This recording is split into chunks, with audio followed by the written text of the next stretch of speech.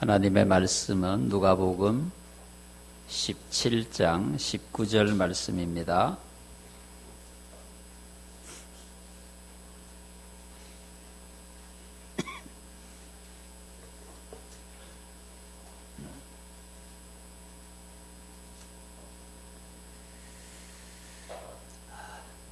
오늘 누가복음 17장 19절 말씀 함께 하나님 말씀 봉독하겠습니다. 그에게 이르시되 일어나 가라 내 믿음이 너를 구원하였느니라 하시더라. 아멘. 반갑습니다. 축복합니다. 사랑합니다. 반갑습니다.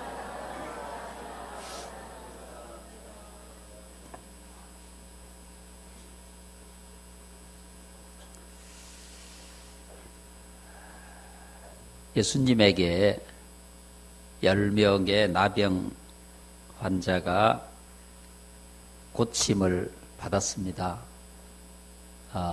이 사건은 10명의 나병 환자 개인들에게 인생의 그 어떤 것으로도 비교할 수 없는 굉장한 행운의 사건입니다. 여러분 생각을 해보십시오. 오늘날에도 사람이 질병에 걸려서 고생을 하다가 완치 판정을 받으면 너무너무 기쁘고 또 감사하고 고마운 일이 아니겠습니까? 이 시대의 나병이라고 하는 것은 고침을 받을 수 있는 질병이 아닙니다. 병에 걸렸다 하면 가족으로부터 격리되어야 하고 다시는 가족을 만날 수 없고 또 나병에 걸리는 순간 모든 공동체로부터 외면을 당할 수밖에 없습니다. 아무리 사랑하는 가족이지만 건강한 가족을 위해서 격리를 시켜야 할 수밖에 없는 그가 누구든 사랑하는 아들이든 아내든 남편이든 누구든 그런 10명의 나병 환자가 예수를 만났습니다.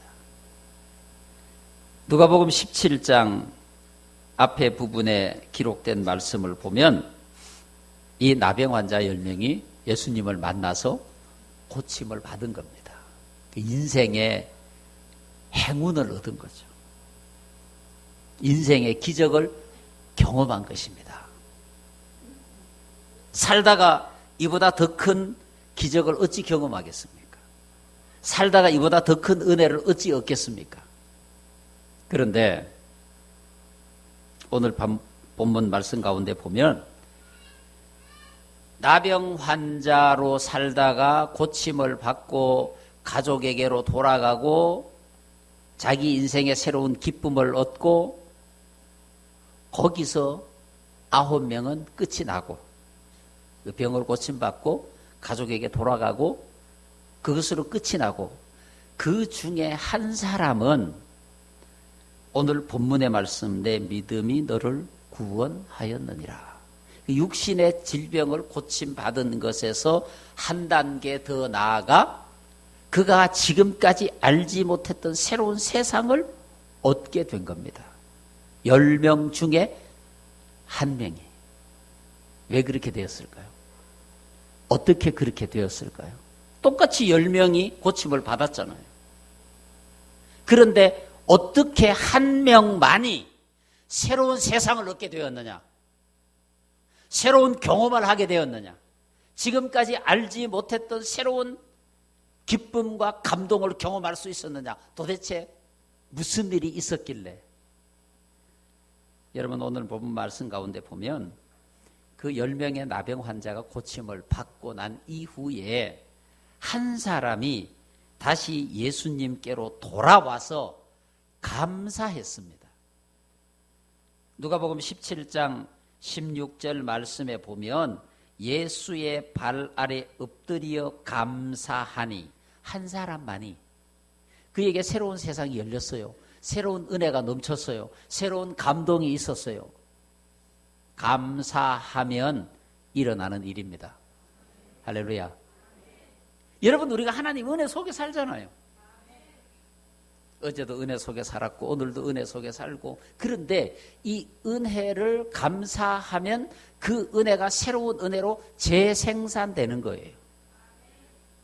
감사하면. 그죠? 감사하면.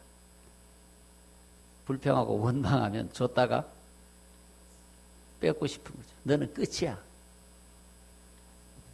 여러분, 이스라엘 백성들의 최대의 불행은 원망과 불평이었어요. 끊임없이 하나님의 은혜가 있었죠. 날마다 경험할 수 없는 날마다의 기적이 그들에게 있음에도 불구하고 그들은 불평하고 원망하고 불평하고 원망하고. 어쩌면 우리랑 그렇게 똑같은지 모르겠어요. 99가지의 감사가 있는데 그걸 보지 못하고 한 가지의 불평과 원망을 바라보는 게 우리의 믿음이라고 합니다. 여러분, 오늘 이 한 명의 나병 환자처럼 하나님이 주신 은혜에 감사해서 새로운 은혜, 새로운 축복, 새로운 감동의 역사가 여러분에게 있기를 축복합니다. 그게 감사의 능력입니다, 여러분. 아무리 강조해도 지나치지 않는 것은 바로 감사하는 신앙이라고 할 수가 있습니다. 할렐루야. 은혜를 감사하면 우리는 새로운 은혜를 얻게 됩니다. 은혜에 불평하면 거기서 끝납니다. 감사하면 새로운 은혜가 계속됩니다. 인생의 승리는 거기서 진행이 되는 거예요. 여러분, 다윗의 인생의 최고의 은혜는 감사의 신앙이에요. 욥의 인생의 최고의 은혜는 감사의 신앙이에요. 요셉의 인생의 최고의 은혜는 감사의 신앙이에요. 만약에 요셉이 형들에게 버림받아 구덩이에 던져졌을 때 거기서 불평하고 원망했다면 그 인생은 거기서 끝이었어요. 거기서 감사하고 주를 찬송하고 하나님을 바라보았더니 막혔던 것을 여시고 그에게 새로운 생명을 주셨습니다. 할렐루야.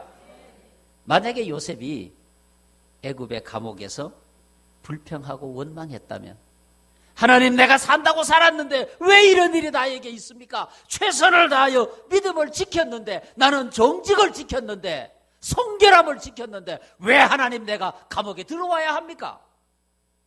그랬다면 거기서 끝이었어요. 하나님께서 불쌍해서 그를 감옥에서 꺼내 주었을지는 모르겠지만 그의 인생이 더 앞으로 나아갈 수가 없었어요. 감사는 문을 엽니다. 감사는 새로운 세상을 우리 앞에 놓습니다. 요셉의 인생이 거기서 승리하게 된 거예요. 불평하지 아니하고 원망하지 아니하고 하나님이 주실 새로운 은혜를 바라보면서 감사했기 때문에 그의 인생은 하나님의 축복으로 계속해서 나아갈 수가 있었습니다. 오늘 우리의 인생도 그렇게 될 줄로 믿습니다. 우리는 하나님의 은혜로 살아갑니다. 오늘도 내일도 역시 마찬가지로 더 큰 은혜를 기대한다면 작은 은혜에 감사하시면 됩니다. 작은 은혜에 감사할 때 하나님은 더 큰 은혜로 우리를 인도하여 주실 것이라 믿습니다. 우리 안에 슬픔과 절망과 고통과 아픔이 있습니다. 그것을 넘어갈 수 있는 게 뭐예요? 더 큰 기쁨이 있으면 덮을 수 있는 거예요. 더 큰 기쁨은 어디서 옵니까? 감사해서 오는 것입니다.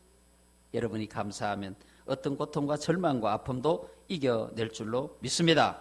내 인생의 가장 축복의 통로는 감사입니다. 하나님께 감사할 때 하나님은 우리를 은혜로 인도하시고, 하나님께 감사할 때 하나님은 우리를 축복으로 인도해 주실 것을 믿습니다. 감사가 새로운 은혜를 생산한다는 거죠. 감사가. 여러분, 한 명의 나병 환자가 나병을 고침받았을 때 그 기쁨은 표현할 수가 없죠. 가족에게로 돌아가고 자기를 버렸던 모든 공동체에 달려가서 나를 봐라. 고침을 받았다. 나았다. 그렇게 자랑했을 것입니다.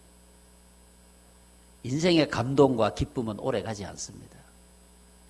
나병에서 건짐을 받은 나음을 받은 감동과 기쁨으로 그가 살아갔겠지만 얼마 지나지 않아서 그의 기쁨은 감동은 사라지고 역시 삶의 고통과 절망으로 그냥 살아갈 뿐이었을 것입니다. 그러나 한 명의 나병 환자는 감사함으로 믿음으로 구원받는 새로운 생명의 삶을 살게 된 거예요. 육신의 질병을 고침받은 것뿐만 아니라 끊임없이 공급되는 하나님의 기쁨, 하나님의 은혜, 하나님의 생명, 그 역사가 그에게 있었어요. 여러분, 오늘 우리를 영원히 기쁘게 할 수 있는 게 뭐겠습니까? 있을까요? 오늘 하루를 기쁘게 할 수는 있어요. 일주일을 기쁘게 할 수는 있어요. 영원토록 나를 기쁘게 할 수 있는 게 그게 뭐냐 이 말이에요. 어떤 고통과 아픔과 절망도 극복하고 영원토록 나를 기쁘게 할 수 있는 그게 뭐냐 이 말이에요. 그것은 오직 감사밖에는 없습니다. 감사하면 그 어떤 절망과 아픔도 슬픔도 고통도 이겨낼 수 있는 겁니다. 감사는 하나님의 은혜를 보는 눈입니다. 감사는 하나님의 기적을 보는 눈입니다. 그 감사가 여러분에게 충만하기를 바랍니다. 감사가 불평과 원망을 막아줍니다. 여러분, 사람이 살아가면서 주변을 둘러보면 뭐 감사할 게 뭐 그리 많겠습니까? 살아가는 삶에 다 문제가 있고 아픔이 있고 고통이 있고 절망이 있는데, 그런데 감사하면서 세상을 둘러보면 그 속에 하나님의 은혜가 보이고 그 속에 하나님의 축복이 보이는 거예요. 내가 보지 못했던 것을 보게 되는 거예요. 그래서 감사함으로 하나님을 만나고 감사함으로 하나님을 보게 됩니다. 감사함으로.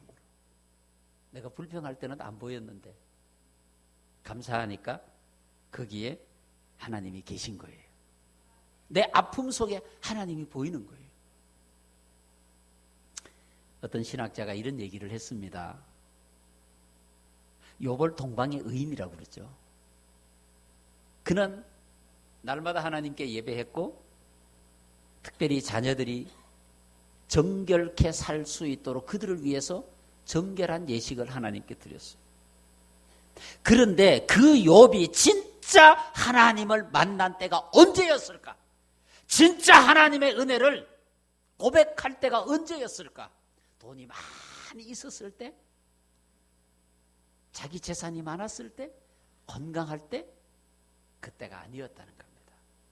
다 잃어버리고 자기 몸이 병들고 하나님 앞에 엎드렸을 때, 그때 욥은 진짜 하나님의 은혜를 발견했다. 사랑하는 성도 여러분, 여러분 마음 가운데 하나님의 은혜가 얼마나 가슴 벅찬 감동으로 다가오고 있습니까? 하나님의 은혜가 아니었다면 내가 오늘 이 자리에 있을 수 없고, 하나님의 은혜가 아니었다면 오늘 내가 하나님을 찬송할 수 없고, 하나님의 은혜가 아니었다면 오늘 내가 여기에 있어서 하나님을 찬송하고 예배할 수 없다고 하는, 하나님의 자녀로 살아갈 수 없다고 하는 진실한 고백이 우리에게 있어야 하지 않겠습니까? 우리 모두에게 그것보다 더 큰 감사는 없을 것이라고 믿습니다. 요즘 현대인들은 너무 많은 스트레스로 인해 가지고 우리 자율신경계에 있는 교감신경이 너무 발달이 되어 있대요. 자율신경계 안에는 교감신경과 부교감신경이 있는데 이 두 가지 다가 우리에게 필요한 거예요. 적절하게 조화롭게. 근데 이제 너무 교감신경이 발달이 되어 있는 거예요. 불평, 원망, 공포, 질투, 미움, 이런 것들이 함께 상승작용을 해서 스트레스와 함께 교감신경을 너무 발달하게 하니까 쉽게 피로해지고 그렇게 되어진다는 거예요. 면역력이 저하되고. 그래서 부교감신경을 발달을 시켜야 되는데 이 부교감 신경을 발달시키는 것은 감사, 기쁨, 사랑, 배려, 양보 이런 거라고요.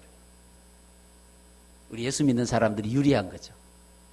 그래도 예수 때문에 양보하고 예수 때문에 사랑하고 예수 때문에 이해하고 할렐루야. 그래서 이 부교감 신경을 발달을 시키면 편안해지고 저항력을 높여주고 그럴 수 있다는 거죠. 감사하고 오늘 여러분들이 감사하고 기뻐하고 미움을 버리고 사랑하고 이해하고 배려하고 그런 삶을 통해서 그리스도인다운 삶, 예수의 제자답게 살아갈 수 있기를 축복합니다. 송명희 시인 잘 아시죠? 그분이 범사에 감사하라 이 시를 하나 지었는데 그 중에 한 구절 이런 구절이 있어요. 감사절에만 감사하는 자여 범사에 감사하라. 너무 당연한 얘기 아니에요. 거기 보면 그런 시구절도 나와요. 고난주일에만 고난을 생각하는 자여. 여러분 우리가 감사절에만 감사하는 자가 되면 안 되잖아요. 언제 감사해야 될까요? 항상, 언제나, 어디서나, 모든 일에. 왜? 감사하면 우리가 그 현장에서 경험하는 아픔과 절망을 덮을 수 있어요. 덮을 수 있어. 고통을 덮을 수 있는 것은 감사 외에는 없는 거예요. 오늘 이 한 사람의 나병 환자가 우리를 돌아보게 합니다. 우리를 돌아보게 해요. 너무 기뻐서, 너무 행복하고 너무 즐거워서 감사를 나누고 기쁨을 나누었는데 정작 전능하신 살아계신 하나님께 감사하지 않는 거예요. 10명의 나병 환자가 고침을 받고 얼마나 가족에게 달려가고 싶었겠어요. 사랑하는 아내, 사랑하는 남편, 가족, 자기를 무시하고 밀어냈던 공동체에 달려가가지고 내 병이 고침받았다고 자랑하고 그러고 싶지 않았겠어요? 이 한 명의 나병 환자는 근본적으로 자기를 치유해준 그 예수님께로 돌아간 거예요. 감사하기 위해서. 그래서 그는 새로운 은혜를 하나 더 받은 거예요. 내 믿음이 너를 구원하였느니라. 우리의 인생에서 우리의 육체적인 삶의 절망, 고통, 아픔에서 우리를 건져줄 수 있는 게 뭐냐? 우리의 인생의 삶의 궁극적인 모든 절망을 뒤로하고 영원한 생명으로 우리를 건져주신 그 전능하신 하나님 앞에 십자가에 죽으신 예수 그리스도 앞에 감사하는 것입니다. 불평하지 말고. 성가대 감사합니다. 우리 마누라 감사합니다. 우리 남편 감사합니다. 이게 우리의 신앙의 기본적인 통로, 가장 기본적인 우리가 지켜야 할 규칙, 질서, 감사합니다. 감사합니다. 이보다 더 좋은 말이 뭐 있습니까? 감사합니다. 고맙습니다. 감사합니다. 고맙습니다. 이 삶이 우리에게 기적을 일으킨다고 한다면 왜 하지 않겠습니까? 왜 하지 않겠어요? 오늘 한 사람의 나병 환자처럼 여러분들 주님을 향해서 우리 하나님을 향하여 감사합니다. 하나님 오늘 하루도 감사합니다. 새로운 내일의 역사를 창조할 하나님의 거룩하심 앞에 감사합니다. 그래서 여러분의 삶에 새로운 기적의 역사가 일어나기를 축복합니다. 기도하겠습니다.